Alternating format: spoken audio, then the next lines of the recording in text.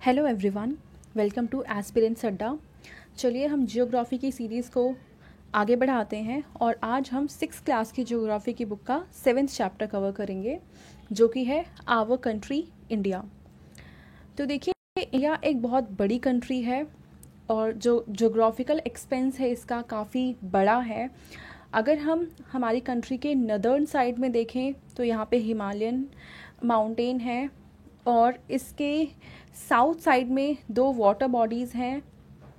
Western side पे है Arabian सी और ईस्टर्न साइड पे है बे ऑफ बंगाल, और इसके बिल्कुल साउथ में है इंडियन ओशन। यानी कि इंडिया 3 साइड से वाटर बॉडी से घिरा हुआ है, और ऐसा कोई भी लैंड जिसके 3 साइड्स में वाटर होते हैं उनको हम कहते हैं पेनिनसुला। यानी इंडिया एक पेनिनसुला है, ठीक है। यानी और कोई भी लैंड है जो सारे तरफ से वाटर से घिरा है तो उसे हम कहेंगे आइलैंड। जैसे कि श्रीलंका है, ऑस्ट्रेलिया है, तो वो आइलैंड है। और अगर कोई कंट्री या कोई लैंड 3 साइड से वाटर से घिरे हैं तो उसे हम बोलेंगे पेनिनसुला। अगर हम इंडिया की बात करें तो इसका एरिया है अराउंड 3.28 मिलियन स्क्वायर किलोमीटर। और अगर हम बात करें नॉर्थ साउथ एक्सटेंट की, यानी जो कंट्री का एक ऐसा वाला पोर्शन है और एक ऐसा वाला पोर्शन है, तो अगर हम नॉर्थ से साउथ का इसका टोटल हम डिस्टेंस निकालें तो ये लेंथ आती है अराउंड 3200 किलोमीटर। यानी इंडिया की नॉर्थ एंड साउथ साइड के बीच में अगर हम डिस्टेंस फाइंड आउट करेंगे तो मैक्सिमम जो डिस्टेंस आता है वो 3200 किलोमीटर है। और अगर हम ईस्ट और वेस्ट की डायरेक्शन देखें, इधर है ईस्ट और इधर है वेस्ट, इस डायरेक्शन में अगर हम डिस्टेंस देखें मैक्सिमम तो वो आता है 2900 किलोमीटर। यानी अगर हम इंडिया का एक्सटेंट देखें, नॉर्थ साउथ में ज़्यादा है, ईस्ट वेस्ट में थोड़ा सा कम है। यानी थोड़ा सा ही कम है, बहुत ज़्यादा डिफरेंस नहीं है। अब हम इसमें आगे देखते हैं कि हमने देख लिया नॉर्थ साइड में हिमालयन रेंज है, साउथ साइड में वाटर बॉडीज़ हैं। इसके अलावा भी यहाँ पे हमारे कंट्री में बहुत सारी डाइवर्सिटी देखने को मिलते हैं, अलग अलग लैंड फॉर्म्स देखने को मिलते हैं। वो क्या हैं हम वो देखते हैं। यहाँ पे देखेंगे, अगर हम मैप आई थिंक इस चैप्टर में दिया होगा, यहाँ पे हम देखते हैं, यहाँ पे है हिमालयन रेंज यानी नॉर्थ साइड में आ गया, और यहाँ पे है बे ऑफ बंगाल जो कि हम कहेंगे ईस्टर्न साइड में है, अरेबियन सी वेस्टर्न साइड में है। और इसके अगर हम थोड़ा सा और नीचे जाते हैं तो हम यहाँ देखेंगे इंडियन ओशन है। यानी इंडिया के बिल्कुल साउथ में जो वाटर बॉडी है उसको हम कहेंगे इंडियन ओशन। इसके अलावा अगर हम इस रीजन में देखें, राजस्थान के रीजन में, तो यहाँ पे एक डेजर्ट है, ठीक है। और इसके अलावा ये कोस्ट और ये 2 कोस्टल रीजन्स हैं। यहाँ पे वेस्टर्न कोस्ट है और यहाँ पे ईस्टर्न कोस्ट है, और इन कोस्ट के से सटे हुए या इसके पैरेलली हम कह सकते हैं माउंटेन्स हैं। इनको हम वेस्टर्न जो माउंटेन्स हैं ये वेस्टर्न साइड में है इसलिए इसको वेस्टर्न घाट कहते हैं, और कुछ माउंटेन्स यहाँ पे ईस्टर्न साइड में है इसलिए इसको ईस्टर्न घाट्स कहते हैं, ठीक है। तो और इसके बीच में जो ये लैंड है यहाँ पे प्लेट्यू है, और ये प्लेट्यू सिर्फ यहीं तक नहीं है, ये वाला जो प्लेट्यू है ये ट्रायंगल शेप में है, इसको प्लेट्यू ऑफ दक्कन कहते हैं। और यहाँ पे भी प्लेट्यू है जिसको मालवा प्लेट्यू कहते हैं, ठीक है, इस रीजन में। और ये प्लेटू सिर्फ यहाँ पे ही ख़त्म नहीं होता है, ये आगे एक्सटेंड करता है और इस रीजन तक भी ये प्लेट्यू एक्सटेंड करता है, ठीक है। अब इसको हम मैप में समझ लिया हमने कहाँ कहाँ पे क्या है, थोड़ा सा हम और देखते हैं इसके बारे में। अब देखो, अगर हम पॉपुलेशन की बात करें तो पॉपुलेशन के according India 2nd largest country है। हाईएस्ट पॉपुलेशन है चाइना की और 2nd हाईएस्ट पॉपुलेशन है इंडिया की, ठीक है। यानी चाइना के बाद 2nd लार्जेस्ट किसी कंट्री की पॉपुलेशन है तो वो है इंडिया। और इंडिया में क्योंकि इसका एरिया बहुत ज़्यादा है, नॉर्थ से साउथ में देखें, ईस्ट से वेस्ट में देखें, तो काफ़ी एक्सटेंसिव लैंड फॉर्म्स हैं यहाँ पे। तो यहाँ पे क्लाइमेट कंडीशंस हम देखेंगे, यहाँ का वेजिटेशन देखेंगे, वाइल्ड लाइफ देखेंगे, यहाँ का लैंग्वेज है, कल्चर है, हर चीज़ में हम डाइवर्सिटी देखेंगे। आप नॉर्थ से साउथ में जाओ, ईस्ट से वेस्ट में जाओ, हर एक जगह आपको हर एक किलोमीटर पे आपको बहुत सारे चेंजेस देखने को मिलेंगे, लैंड फॉर्म में, क्लाइमेट में, वेजिटेशन में, कल्चर में, लैंग्वेज में। तो हर जगह का अपना एक अलग ही फ्लेवर होगा जब आप मूव करेंगे नॉर्थ से साउथ या फिर रिवर्स या फिर ईस्ट से वेस्ट एंड रिवर्स। तो यहाँ पे अब हम पढ़ते हैं इंडिया के बारे में थोड़ा सा कि इसकी लोकेशन कहाँ पे है। तो हमने फर्स्ट सेकंड चैप्टर में पढ़ा था कि अगर हम पूरे अर्थ को स्टडी करना चाहें तो उसके हमने कन्वीनियंस के लिए इसको कुछ पार्ट्स में डिवाइड कर दिया है। ये है अर्थ, इसके सेंटर से जो लाइन जाती है इसको हम इक्वेटर कहते हैं। इसके 23.5 डिग्री नॉर्थ से जो लाइन जाती है उसको हम कहते हैं ट्रॉपिक ऑफ कैंसर, और सेम इतने ही डिग्री पे यानी 23.5 डिग्री पे के साउथ साइड में जो लाइन जाती है उसको हम कहते हैं ट्रॉपिक ऑफ कैप्रिकॉर्न। तो इंडिया की लोकेशन यहाँ पे ईस्टर्न पार्ट में है, और अगर हम नॉर्थ से साउथ में इसका एक्सटेंशन देखें तो नॉर्थ में यहाँ पे जो इसका एक्सटेंशन है वो है 8 डिग्री 4 मिनट नॉर्थ से लेकर 37 डिग्री 6 मिनट नॉर्थ लैटीट्यूड है। यानी अगर हम ये वाला एक्सटेंट देखें इंडिया का, ठीक है, तो वो है 84 से 37.6 तक। और अगर हम ईस्ट वेस्ट डायरेक्शन में देखें कि इसकी लोकेशन कहाँ से कहाँ तक जाती है, तो ये 68 डिग्री 7 मिनट ईस्ट से लेकर 97 डिग्री 25 मिनट ईस्ट लॉन्गिट्यूड पर लोकेटेड है। तो ये इंडिया की एग्जैक्ट लोकेशन है लैटीट्यूड एंड लॉन्गिट्यूड्स पे। और इसके अकॉर्डिंग हम देख सकते हैं कि इंडिया की जो लैंड फॉर्म है वो काफ़ी बड़े एरिया में एक्सटेंडेड है। अगर हम हेमिस्फेयर्स की बात करें, कौन से हेमिस्फेयर में इंडिया प्रेजेंट है, तो हम देखेंगे इस लाइन के इंडिया ऊपर की साइड प्रेजेंट है, यानी नदर्न हेमिस्फेयर में प्रेजेंट है। और अगर हम ईस्ट और वेस्ट की बात करें तो हम देखेंगे, देखो यहाँ पे 68.7 ईस्ट से 97.25 ईस्ट, यानी ये ईस्टर्न हेमिस्फेयर में प्रेजेंट है। नॉर्थ साउथ से देखें तो नॉर्थ में, और ईस्ट वेस्ट में देखें तो ये ईस्ट में प्रेजेंट है। यानी कुल मिलाकर ये नॉर्थ और ईस्टर्न पार्ट में प्रेजेंट है इंडिया। अब यहाँ पे हम देखेंगे कि इंडिया एक काफ़ी बड़ी कंट्री है, ठीक है, और यहाँ का जो एक्सटेंड है ये भी काफ़ी ज़्यादा है। यहाँ पे सनराइज़ बहुत जल्दी हो जाता है और इस पार्ट में सनराइज़ थोड़ा लेट होता है। तो अब ऐसे में हम देखें कि हर एक प्लेस का अगर हम अपना अलग अलग टाइम रखते हैं तो फिर तो बहुत ज़्यादा दिक्कत आएगी, एडमिनिस्ट्रेटिव तरीके से भी ये बहुत ज़्यादा चैलेंज होगा। तो इस इनकन्वीनियंस को दूर करने के लिए एक ऑलमोस्ट यहाँ से एक लाइन पास करती है 82.5 डिग्री नॉर्थ से एक लाइन पास करती है, और उस लाइन पे जो टाइम है उसको हम कहते हैं इंडियन स्टैंडर्ड टाइम। यानी इसका हमने एक नॉर्थ और ईस्ट एंड वेस्ट डायरेक्शन से हमने एक मिड लाइन को ड्रॉ कर लिया है, और उस मिड पॉइंट पे जो टाइम होता है उसको ही हमने ये मान लिया है कि ओवरऑल इंडिया का यही टाइम माना जाएगा। तो इससे क्या होगा कि एक टाइम जोन होने से इंडिया में किसी तरह की टाइम को लेके कोई दिक्कत नहीं होगी कि ऑफिस कितने बजे खुलना है, बंद कितने बजे होना है, कोई पर्टिकुलर काम कितने बजे होना है, कोई एग्ज़ाम कितने बजे होगा। तो अगर अलग अलग रीजन के अलग अलग टाइम जोन्स होते तो बहुत ज़्यादा चैलेंजेस का सामना करना पड़ता हमें, पर क्योंकि हमने पूरे इंडिया का एक ही टाइम फ्रेम, एक ही टाइम जोन हमने मान लिया है, तो इस रीज़न से इंडिया में टाइम से रिलेटेड किसी तरह की कोई प्रॉब्लम हम अब नहीं फेस करते हैं, ठीक है। देखो यहाँ पे इन्होंने बता भी रखा है कि 82 डिग्री 32 मिनट ईस्टर्न लॉन्गिट्यूड जो है वहाँ से एक लाइन पास करती है, उसको हमने मान लिया है इंडियन स्टैंडर्ड टाइम, ठीक है। और इसको हम कहते हैं Indian standard meridian of India, क्योंकि इंडिया के लिए यही स्टैंडर्ड टाइम डिसाइड करता है। तो ये जो मेरिडियन है वो इंडिया के लिए स्टैंडर्ड है, इसलिए इसका नाम रख दिया गया है स्टैंडर्ड मेरिडियन ऑफ इंडिया। और ये टाइम जोन के बारे में आपने आई थिंक फर्स्ट या सेकेंड चैप्टर में भी पढ़ा होगा। अब हम इसकी बात करते हैं थोड़ा सा ज्योग्राफी, अलग अलग स्टेट्स क्या है यहाँ पे। सबसे पहले हम ऊपर देखेंगे जो स्टेट है ये है जम्मू एंड कश्मीर, पर फिलहाल इसका इस स्टेट को बाइफरकेट कर दिया गया है और इससे 2 यूटीज़ बनाए गए हैं। स्टेट्स नहीं हैं अब ये, इनको यूटीज़ बना दिया गया है। एक है लद्दाख, इस साइड में है इस वाले पोर्शन में, और इस वाले पोर्शन में है जम्मू एंड कश्मीर, ठीक है। और दोनों ही यूनियन टेरिटरीज़ हैं, ये याद रखना है, ठीक है। उसके नीचे है हिमाचल प्रदेश जिसकी कैपिटल है शिमला। उसके इधर हम देखेंगे पंजाब है, पंजाब की कैपिटल है चंडीगढ़। पंजाब के जस्ट नीचे एक स्टेट है जो है हरियाणा, और हरियाणा की कैपिटल भी चंडीगढ़ है, यानी चंडीगढ़ पंजाब और हरियाणा दोनों की कैपिटल है। फिर हम देखेंगे राजस्थान, इसकी कैपिटल है जयपुर।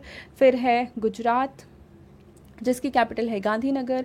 फिर हम यहाँ पे देखेंगे उत्तराखंड, इसकी कैपिटल है देहरादून। फिर उत्तर प्रदेश, इसकी कैपिटल है लखनऊ। तो इस तरह से मैप में इन्होंने सारे स्टेट्स और इनकी कैपिटल्स दे रखी हैं और ये आपको याद करना है, ठीक है। तो ऊपर की साइड आ जाएंगे नदर्न स्टेट हम कहेंगे, नीचे वाले स्टेट्स को हम कहेंगे सदर्न स्टेट, इस साइड वाले स्टेट्स को हम कहेंगे वेस्टर्न स्टेट। और ये जो स्टेट्स हैं, ये यहाँ पे 7 स्टेट्स हैं। कौन कौन से, इसके बारे में हम थोड़ा सा डिटेल में पढ़ लेते हैं। सबसे ऊपर है अरुणाचल प्रदेश, यानी ये वाला जो येलो पोर्शन में आपको नज़र आ रहा है, ये है अरुणाचल प्रदेश और इसकी कैपिटल है ईटानगर। अरुणाचल प्रदेश के जस्ट साउथ में प्रेजेंट है आसाम और इसकी कैपिटल है दिसपुर। और आसाम के जस्ट नीचे जो स्टेट है वो है मेघालय और मेघालय की कैपिटल है शिलोंग, ठीक है। तो ये हमने 3 स्टेट्स पढ़ लिए। अब हम वापस यहाँ पे आते हैं। ये जो अब आपको स्टेट नज़र आ रहा है आसाम से जस्ट अटैच्ड है, वो है नागालैंड और नागालैंड की कैपिटल है कोहिमा। इसके नागालैंड के जस्ट नीचे है मणिपुर और मणिपुर की कैपिटल है इम्फाल। उसके जस्ट नीचे है मिज़ोरम और मिज़ोरम की कैपिटल है आइजॉल। और मिज़ोरम के जस्ट हम तो देखेंगे वेस्टर्न पार्ट में एक स्टेट है जो कि है त्रिपुरा और त्रिपुरा की कैपिटल है अगरतला। और इन 7 स्टेट्स को कंबाइंड फॉर्म में हम बोलते हैं नॉर्थ ईस्टर्न स्टेट्स, या इन्हें हम 7 सिस्टर्स के नाम से भी जानते हैं, ठीक है। तो ये ज्योग्राफी नॉर्थ ईस्टर्न स्टेट्स को अक्सर हम कंफ्यूज करते हैं, भूल जाते हैं। तो इसको याद करने का ये है कि 7 सिस्टर्स हैं, 7 स्टेट्स हैं, इसको नॉर्थ ईस्टर्न स्टेट्स कहते हैं। अब यहाँ पे देखो कन्फ्यूजन ये होती है कि ये स्टेट्स की लोकेशन कौन सी, कहाँ, कौन सा ऊपर है कौन सा नीचे है। तो सबसे ऊपर हम देखेंगे अरुणाचल प्रदेश है, उसके जस्ट नीचे जो एक बर्ड की शेप में है वो आसाम है और आसाम के जस्ट नीचे मेघालय है। और मेघालय एक ऐसा स्टेट है जहाँ पे बहुत ज़्यादा बारिश होती है। यहाँ पे कई सारे प्लेसेस हैं जैसे मासिन राम है और चेरापूंजी है जहाँ पे बहुत ज़्यादा बारिश होती है। तो ये 3 स्टेट्स आपको आसानी से याद हो जाएंगे, अरुणाचल प्रदेश, आसाम एंड मेघालय। अगर हम फिर यहाँ की बात करें नागालैंड, मणिपुर, मिज़ोरम, तो आप इसको नमामि गंगे एक प्रोग्राम चला था, इंडिया ने वाटर मिनिस्ट्री के द्वारा चलाया गया था गंगा रिवर को साफ़ करने के लिए। तो उस नमामि के नाम से आप याद कर सकते हैं कि पहले है नागालैंड, फिर है मणिपुर, फिर है मिज़ोरम। तो नमामि के नाम से ये याद हो जाएगा। इसके अलावा सिर्फ एक स्टेट बचता है जो कि है ये वाला त्रिपुरा, जिसकी कैपिटल है अगरतला। और ये याद रखना है कि इनमें से कोई भी स्टेट बे ऑफ बंगाल को ज्वाइन नहीं करता, यानी बे ऑफ बंगाल से सटा हुआ नहीं है। ये सारे के सारे स्टेट्स बे ऑफ बंगाल से थोड़ा दूर हैं, क्योंकि यहाँ पे जो कंट्री है वो है बांग्लादेश, जो कि इंडिया का पार्ट नहीं है। और बे ऑफ बंगाल से जो टच कंट्री है वो है बांग्लादेश। और इस वजह से हमारे जितने भी नॉर्थ ईस्टर्न स्टेट्स हैं वो सारे बांग्लादेश से, बे ऑफ बंगाल से अलग हैं बांग्लादेश के थ्रू, ठीक है। तो हमने ये समझ लिया कि यहाँ पे कौन कौन से स्टेट्स हैं, नॉर्थ ईस्टर्न स्टेट्स कौन कौन से हैं। अब हम देखते हैं थोड़ा सा ज़्यादा डीप देखते हैं हम इन हमारी पूरी कंट्री के बारे में ओवरऑल। तो पहला यहाँ पे जो टॉपिक इन्होंने दे रखा है वो है पॉलिटिकल एंड एडमिनिस्ट्रेटिव डिवीज़न। तो इंडिया एक बहुत बड़ी कंट्री है और यहाँ पे एडमिनिस्ट्रेटिव पर्पस को सॉल्व करने के लिए इंडिया को बहुत सारे स्टेट्स एंड यूनियन टेरिटरीज़ में डिवाइड कर दिया है। तो अब देखो इस बुक में जो आपको स्टेट एंड यूनियन टेरिटरीज़ बता रखे हैं कि जितने स्टेट और जितने यूनियन टेरिटरीज़ हैं, ये तब बता रखे हैं जब ये बुक पब्लिश हुई थी, पर उसके बाद कई सारे नए स्टेट्स या यूनियन टेरिटरीज़ बनाए गए हैं। तो ये इन्फॉर्मेशन आपको नहीं याद करनी है, ये आपका होमवर्क है। आप मुझे बताओगे कमेंट सेक्शन में कि इंडिया में फ़िलहाल कितने स्टेट्स और कितने यूनियन टेरिटरीज़ हैं। और आपको याद रखना है कि तेलंगाना एक नया स्टेट बनाया गया है। इसके अलावा जम्मू कश्मीर को डिवाइड करके 2 यूनियन टेरिटरीज़ बनाई गई हैं, ठीक है। तो उस हिसाब से आपको बताना है कि अब कितने स्टेट्स बचे हैं और कितनी यूनियन टेरिटरीज़ हैं इंडिया में। अब यहाँ पे देखो लैंड फॉर्म्स इन्होंने बहुत अच्छे से समझा रखा है। हम यहाँ पे देख पा रहे हैं हिमालय रीजन है, यहाँ पे डेजर्ट रीजन है, ठीक है। इंडिया में इसका नाम है ग्रेट इंडियन डेजर्ट, ठीक है। और यहाँ पे है वेस्टर्न घाट, यहाँ पे है ईस्टर्न घाट, और वेस्टर्न घाट के जस्ट इधर है कोस्टल एरिया है और ईस्टर्न घाट के इधर भी कोस्टल एरिया है। इसके बीच में हम डक्कन प्लेट्यू देख पा रहे हैं। और यहाँ पे जो आपको ये येलो सरफेस दिख रहा है वो है यहाँ पे मालवा प्लेट्यू, और ये मालवा प्लेट्यू आगे तक एक्सटेंड है, मैंने आपको बताया ही था, ठीक है।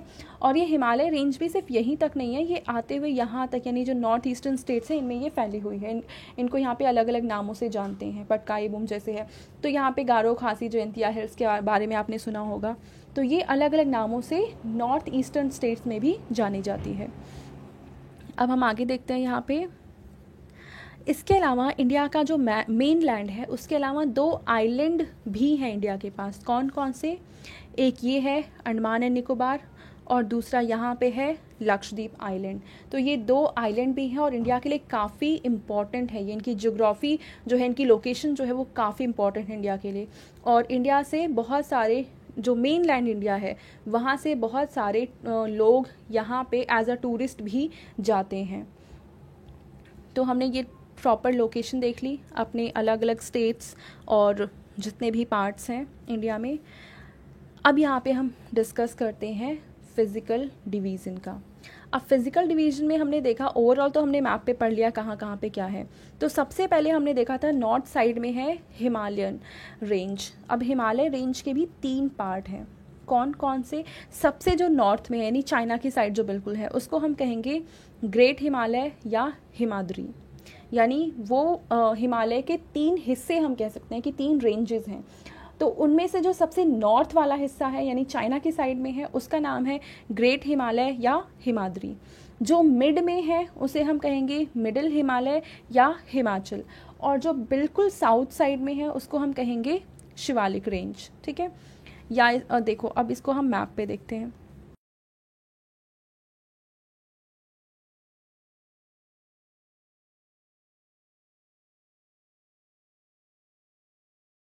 तो हिमालय की वो रेंज हम देखेंगे जो चाइना की साइड बिल्कुल है, उसको हम कहते हैं ग्रेटर हिमालय या हिमाद्री।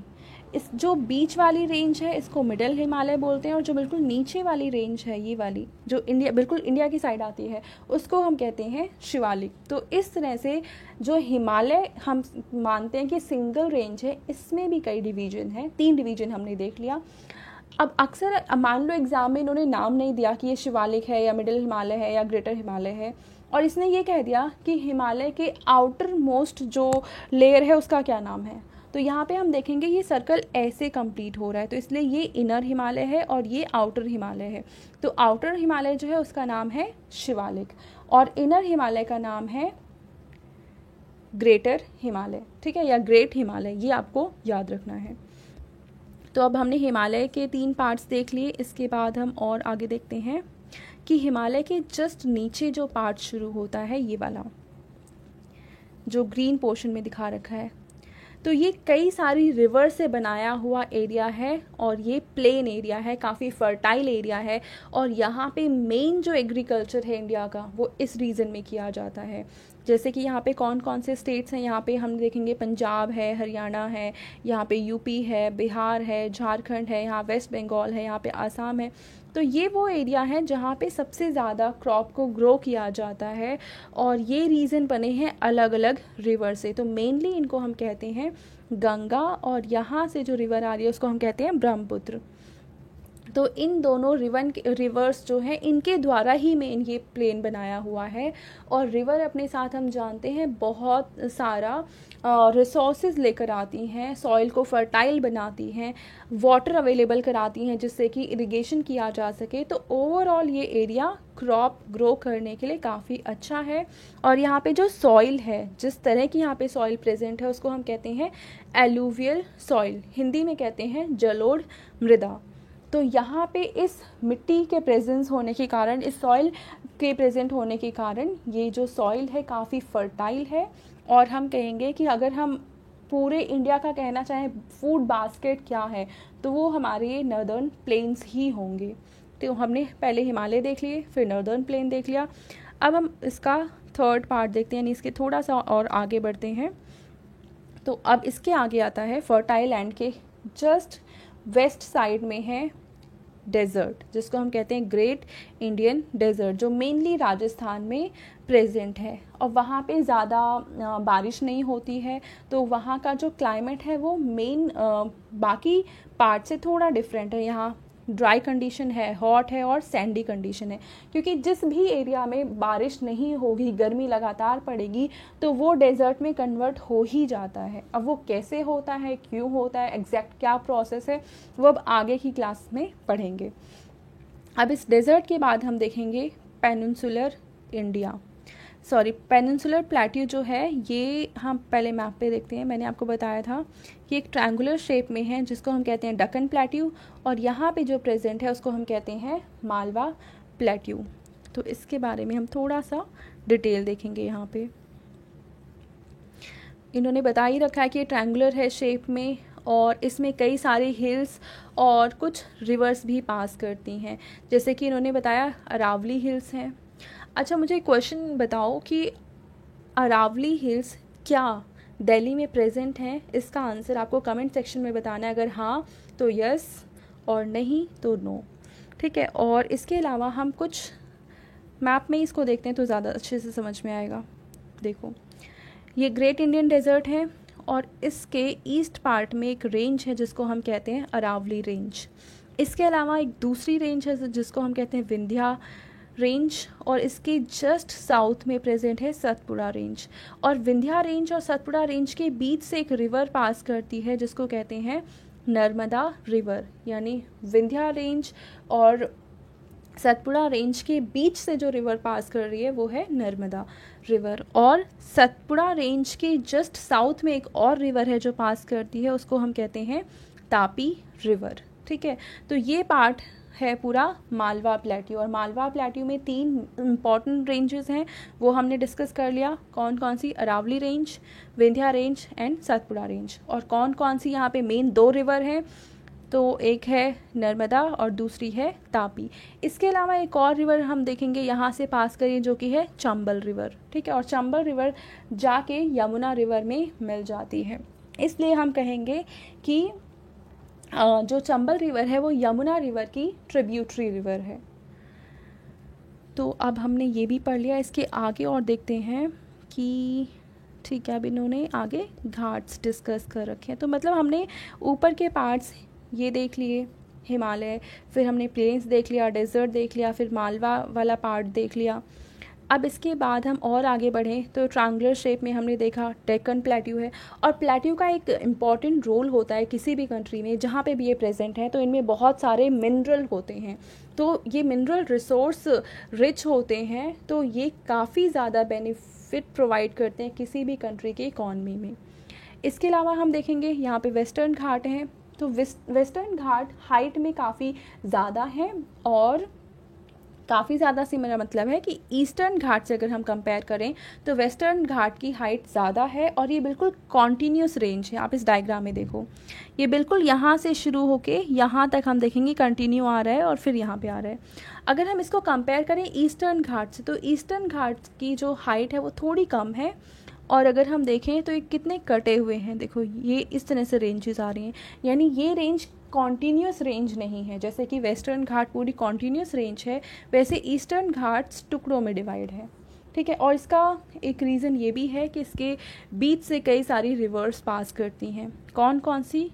यहाँ पे है कावेरी रिवर, यहाँ पे है कृष्णा रिवर, यहाँ पे है गोदावरी रिवर, यहाँ है महानदी रिवर, ठीक है। इसके ऊपर भी है, पर वो छोटी छोटी रिवर्स है, उसको हम मेन जो 4 बड़ी रिवर्स हैं वो यही हैं, कावेरी, कृष्णा, गोदावरी और महानदी। अब इन चारों में से एक को हम साउथ की गंगा कहते हैं, वो कौन सी रिवर है? चलो मैं बता देती हूँ, वो है गोदावरी रिवर। गोदावरी रिवर को साउथ की गंगा भी कहा जाता है, क्योंकि नॉर्थ साइड में जो रिवर सबसे बड़ी है वो है गंगा, सेम ऐसे ही साउथ में जो सबसे बड़ी रिवर है उसको हम कहेंगे गोदावरी। तो ये हमने western Ghats, eastern Ghats discuss कर लिए। अब इसके बाद जो पार्ट बच रहा है वो है कोस्टल प्लेन्स। तो हम देखेंगे जो वेस्टर्न घाट है और ये जो वाटर बॉडी है यानी कि अरेबियन सी, इसके बीच में एक छोटा सा पार्ट है जिसको हम कहते हैं कोस्ट।